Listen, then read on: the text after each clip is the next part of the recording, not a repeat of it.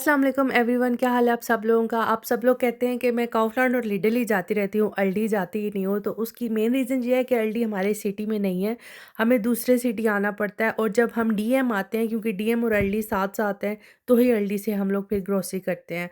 और हमारी सिटी की जो ग्रोसरी शॉप्स हैं वो 10 बजे बंद होती हैं, और यहाँ पे ये जो अल्डी है ये 8 बजे बंद हो जाता है। तो ये मेन रीज़न है हम अल्डी नहीं आते इतने ज़्यादा। लेकिन आज आई हूँ तो मैंने कहा आज व्लॉग लाज़मी बनाऊँगी आप लोगों के लिए। मैंने एक वीडियो भी बनाई थी जिसमें मैंने तीनों मार्केट्स की प्राइसेस का कंपैरिज़न किया था, लिडल, अल्डी और काउफलैंड। और जो रिज़ल्ट निकला था वो ये निकला था कि अल्डी सबसे ज़्यादा सस्ता पड़ता है।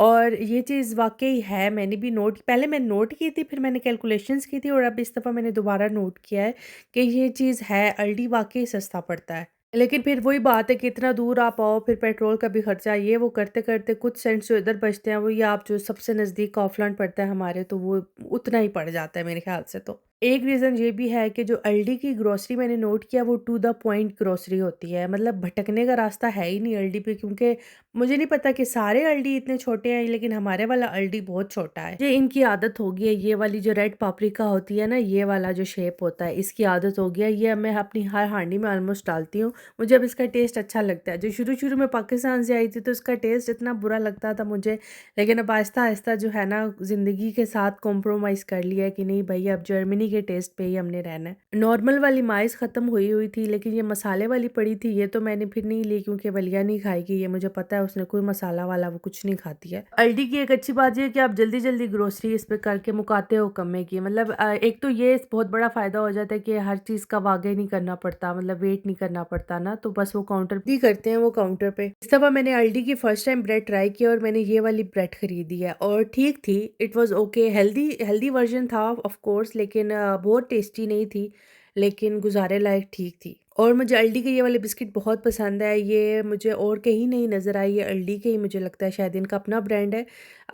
बहुत मज़े के होते हैं लेकिन ये वाले ना। वहाँ अल्डी पे बच्चों की बहुत ज़्यादा वैरायटी आई हुई थी, टॉयज़ के बहुत सारे ऑप्शंस थे। ये कुछ गार्डन रिलेटेड टॉयज़ थे 3+ एज की, इन सब की प्राइसेस 7 यूरोज़ थी, नहीं बल्कि 7.99 थी। मैं पता नहीं 99 सेंट्स को क्यों नहीं वैल्यू देती हूँ, मतलब 8 यूरोज़ के थे ये सारे, लेकिन अच्छी वैरायटी पड़ी हुई थी इस दफ़ा टॉयज़ की। और ये कोई बैटरी वाली रेसिंग कार्स थी, मुझे तो इनका सही समझ में नहीं आया, लेकिन बैटरी वाली लग रही थी मुझे, ये भी 8 यूरोज़ की थी। लेकिन ये जो मैग्नेट वाले पड़े हुए थे ना, ये 10 यूरोज़ की, ये मैग्नेट का सेट, ये बहुत महंगा मुझे लगा था। ये रोफू पे इससे कम प्राइस पे पड़ा होता है। और जो सबसे ज़्यादा मुझे चीज़ पसंद आई है ना, वो ये पसंद आई है आइसक्रीम के शाले पे। स्टील के भी डिज़ाइंस पड़े हुए थे और इसमें ग्लास के भी पड़े हुए थे, और मिक्स एंड मैच करके अगर आप यूज़ करो तो कितना अच्छा लगे। और ये आइसक्रीम की स्पून्स थी 6 डिफरेंट कलर्स की, ये ग्लास की थी। और लेकिन सबसे ज़्यादा मुझे ये ग्लास पसंद आए थे आइसक्रीम के। इस पे स्टैंड वाले ग्लास भी थे, और जो स्टील के ग्लास थे उसमें भी डिज़ाइंस थे। ये बहुत अच्छी चीज़ मुझे लगी है घर में रखने के लिए आइसक्रीम, क्योंकि समर्स में काफ़ी ईज़ी ऑप्शन होता है ना, कोई गेस्ट वगैरह आ जाए, इवन बच्चों को भी अगर थोड़ा फैंसी फ़ील कराना हो तो। और बाईसाइकिल का भी काफ़ी सामान आया हुआ था, बाईसाइकिल की एक्सेसरीज़ बहुत आई हुई थी, और गार्डन रिलेटेड बच्चों के टॉयज़, जो सैंड वाले टॉयज़ होते हैं, ये सारी बहुत वैरायटी पड़ी हुई थी इस पे। और अच्छी कुछ के बहुत अच्छी प्राइसेस थी, लेकिन कुछ चीज़ें एग्ज़ैजरेटेड प्राइस में पड़ी हुई थी। ये लेकिन वीकली अंगे बोट ही होती है, मुझे नहीं पता कि अगले वीक क्या होगा, लेकिन फ़िलहाल इस वीक में यही लगा हुआ है। मैंने एक ऐप इंस्टॉल की हुई है, ब्रिंग उसका नाम है, उधर पता चलता रहता है कि कौन सी आंगे बोट आई हुई है, किस मार्केट में आई हुई है। तो उसका ये फ़ायदा होता है कि अगर कोई चीज़ मुझे याद आई है ना, तो उसमें मैं डाल देती हूँ, ऑटोमेटिकली उज़ैर की ऐप में भी ऐड हो जाता है। तो अगर उनका चक्कर लगे तो वो देख लेते हैं कि ब्रिंग में कुछ लिखा हुआ तो नहीं है। और ये बोलर वागन 40 यूरोज़ की यहाँ पे पड़ी हुई है। ये मुस्लिन मटेरियल बहुत अच्छा रहता है गर्मियों में बच्चों के लिए। ये 2 यूरोज़ के पजामे थे, लेकिन इसमें सारे न्यू बॉर्न साइज़ेस पड़े हुए थे, बड़े साइज़ेस ख़त्म हुए हुए थे सारे। बेडशीट्स भी बहुत अच्छी पड़ी हुई थी, लेकिन बेडशीट्स या तो ये बच्चों के साइज़ की थी, बच्चों का जो बेड होता है उसके साइज़ की थी, या फिर वो जो 135 सेंटीमीटर होता है वो थी। बड़ी डबल बेड साइज़ की बेडशीट नहीं थी ये, लेकिन इनके प्रिंट और क्वालिटी मुझे अच्छी लग रही थी, और प्राइस भी बहुत अच्छी थी। इसी मुस्लिन मटेरियल के शलाफ साक पड़े हुए थे, जिसमें वलिया का साइज़ नहीं था, लेकिन ये 12 मंथ्स तक के साइज़ इसमें पड़े हुए थे। ये समर्स में बहुत सही रहते हैं।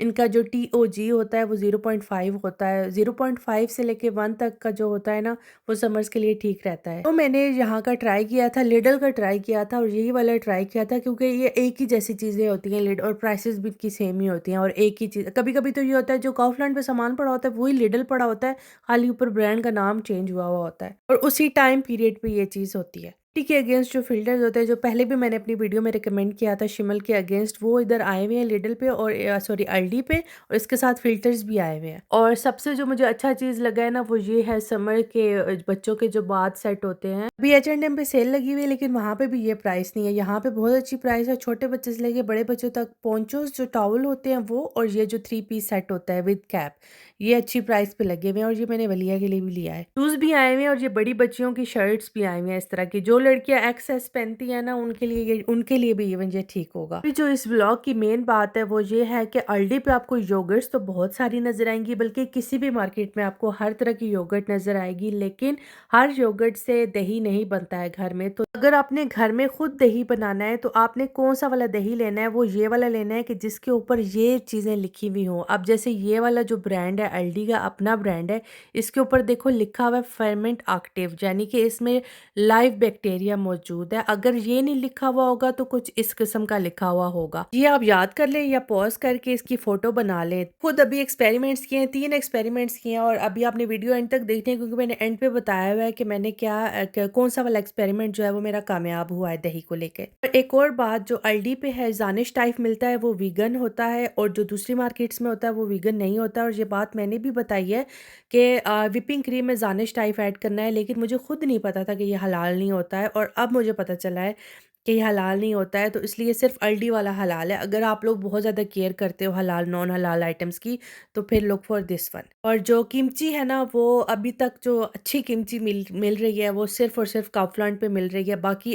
किमची मुझे अच्छी नहीं लगी हैं। आते जाते मुझे कुछ ये बॉटल्स और कैंडल्स नज़र आई थी, जिनके प्रिंट काफ़ी प्यारे थे। बस यही लग रहा था कि यार मैं कुछ भूल रही हूँ, पता नहीं क्या भूल रही हूँ। फिर मैं काउंटर से वापस आई थी, मैं गार्लिक भूल गई थी। व्लॉग देखो अभी 6:49 मिनट हुए हैं, लेकिन सॉरी 6 मिनट्स एंड 49 सेकंड्स पे ये व्लॉग देखो यहाँ तक पहुँचा है, और मेरी 15-20 मिनट में यहाँ पे ग्रोसरी हो जाते हैं, और अगर मैं काउफलैंड चली जाऊँ तो पता नहीं क्यों 1 घंटा लग जाता है। जो ब्यूटीफुल ब्रेन है ना, उसको ये ख्याल ही नहीं आया कि पहले मैंने गाड़ी में अपनी ग्रोसरी अनलोड करनी है, फिर इधर लेके आना है कार्ट। तो इस टाइम दही की बहुत ज़्यादा एक्साइटमेंट थी। मैं यही कह रही थी कि यार बस घर जाते ही दही बनाना है मैंने, और मैंने घर आते ही बनाया था। लेकिन सबसे पहले आते ही हम लोगों ने खाना खाया, क्योंकि भूख भी बहुत ज़्यादा लगी हुई थी। आज सिंपल मूँग की दाल बनाई थी, सैलेड में बना के गई हुई थी, और बस आके राइस बॉयल किए थे। मैंने कहा फ्रेश ही बॉयल करूँगी ताकि गरम-गरम खा लें। सबसे पहले दही का एक्सपेरिमेंट नंबर 1। अगर आप लोगों ने 250 मिलीलीटर दूध लेना है, तो आपने 1 चम्मच उसमें डालना है, 500 लेना है तो 2 चम्मच।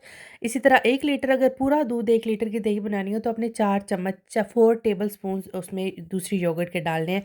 करना आपने ये है कि आपने दूध को पूरा बॉयल करना है, लेकिन उबाला नहीं देना है। को उस पॉइंट तक आपने बॉयल करना है कि बस वो उबलने लगे तो आपने उसका चूल्हा बंद कर देना है। आप ये कह सकते हैं 90% आपने उसको गर्म करना है, लेकिन आपने उसको बॉयल नहीं आने देना। बॉयल आने से पहले तक के पॉइंट तक आपने उसको गर्म करना है दूध को। फिर आपने उसको ठंडा छोड़ने रख देना है। उसमें फ्रिज में नहीं रखना है, आपने उसको रूम टेम्परेचर पे ठंडा करना है। आजकल थोड़ी-सी गर्मियाँ है, तो थोड़ा-सा देर से ठंडा होगा। ये तकरीबन हो गया था 40 डिग्रीज़ इसको लेके आना है, 40 टू 45, जिसको हम उर्दू में कोसा-कोसा या नीम गरम कहते हैं, उतना आपने इसका टेम्परेचर लेकर आना है। अब आप उसमें अपनी उँगली डिप करें तो आपको गरम ना लगे, बल्कि हल्का-हल्का गरम फ़ील हो। फिर आपने उसको हॉट पॉट में बना लें। बेस्ट तो ये है कि अगर आपके पास योगर्ट मेकर है, अगर आपके पास योगर्ट मेकर नहीं है, तो आप उसको हॉट पॉट में बना लें, या वैसे किसी बर्तन में ना ऊपर पे अच्छे से टॉवल लपेट लें, ताकि उसको गर्मी में थोड़ा रखना है, या माइक्रोवेव में रख लें, ठीक है? लाइट उसकी ऑन करके। थोड़ा-सा उसको गर्म टेम्परेचर चाहिए होता है, और फिर जब आप दही डाल लेंगे 2 चम्मच, तो फिर आपने इसको बस इस तरह प्यार-प्यार से मिक्स करना है, बहुत ओवर मिक्स नहीं करना है, और बहुत तेज़ चम्मच भी नहीं हिलाना है।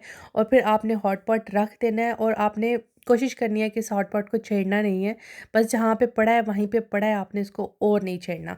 तकरीबन सुबह के इतने बजे 9 बजे मैंने इसको खोला था, और बिल्कुल माशाल्लाह से दही ज़बरदस्त किस्म की तैयार हुई हुई थी। लेकिन जब थोड़ी देर और गुज़रने के बाद शाम तक जब मैंने फ्रिज में रख दिया था ना, और फिर जब मैंने इसका टेस्ट चेक किया था, तो बहुत और अच्छा इसका टेस्ट हो गया था, और ज़्यादा थिक हुई भी थी, और सही थोड़ी-सी दही वाली जो थोड़ी-थोड़ी टेंगी होती है ना, थोड़ी-थोड़ी जो खट्टी सी चीज़ होती है, उस तरह का टेस्ट हो गया था। लेकिन खट्टा वो वाला खट्टा नहीं, लाइक मीठा खट्टा, जो अच्छा टेस्ट होता है ना दही का, जो पाकिस्तान में होटलों पे मिलती है या आप घर बनाते हो, बिल्कुल वैसा हो गया था।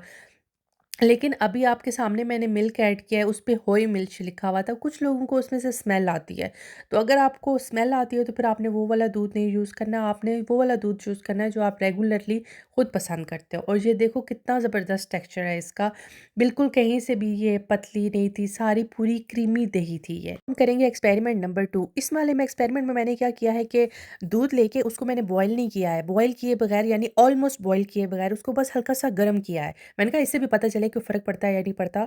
सेम वही क्वांटिटी मैंने यहाँ पे 250 मिलीलीटर का लिया है तो उसमें 1 चम्मच डाला है। और इसको मैंने नॉर्मल पतीले में रखा है और आप लोग यकीन करें ये दही बना ही नहीं है। ये इतना पतला पानी ये लाइक आई वेटेड 2 डेज़ कि शायद बन जाए, लेकिन 2 दिनों में भी नहीं बना। मैंने मेरे ख़्याल से दूध का बॉयल करना और फिर उसको रूम टेम्परेचर पे लेके आने से ही फ़र्क पड़ता है। और दही की टाइप हालाँकि वही थी, लेकिन ये मैंने बॉयल नहीं किया हुआ था, शायद यही रीज़न थी।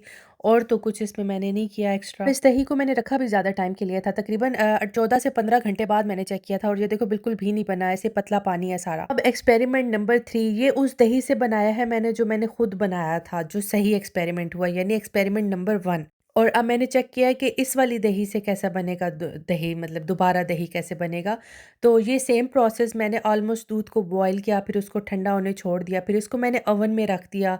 और ये मैंने तकरीबन चेक किया 1 एंड हाफ डे गुज़रने के बाद और ज़बरदस्त रिज़ल्ट था, बहुत अच्छा था। मैंने इस वाली दही का रायता बनाया था और जो पिछली दही थी वो हम लोगों ने ऐसे ही चम्मच से खाई थी, बहुत अच्छा था। और ये वाला जो था होय मिल्श नहीं, ये मैंने बियो फ्रेश मिल्श जो काउफलैंड का होता है ना ब्लू वाला, उससे बनाया है और बहुत अच्छा बना है। तो अब मैं फाइनली सैटिस्फाइड हूँ, 5 सालों बाद दही मेरी भी अब घर में बनना शुरू हो गई। आप लोगों ने भी लाज़मी ट्राई करना है, ये वाले मेथड से दही बना के देखें और जो टाइप्स मैंने बताई हैं कि कौन-सी वाली दही आपको चाहिए होता है, और अपना एक्सपीरियंस लाज़मी शेयर कीजिएगा कमेंट्स में, ताकि और लोगों का भी फ़ायदा हो जाए। और ये मैंने मलाई वाली कुल्फ़ी भी बनाई है, ये इंशाल्लाह नेक्स्ट व्लॉग में इसकी रेसिपी शेयर करूँगी। बहुत अच्छा कामयाब तजुर्बा रहा है, ये लज़ीज़ा कुल्फ़ा नहीं है और ना ही ये खोए वाली कुल्फ़ी है, ये और मेथड से बनाई है मैंने, इंशाल्लाह नेक्स्ट व्लॉग में शेयर करूँगी। अगर आपने अभी तक मेरे चैनल को सब्सक्राइब नहीं किया तो सब्सक्राइब कीजिए। मिलते हैं इंशाल्लाह नेक्स्ट व्लॉग में। ओके बाय, चाओ।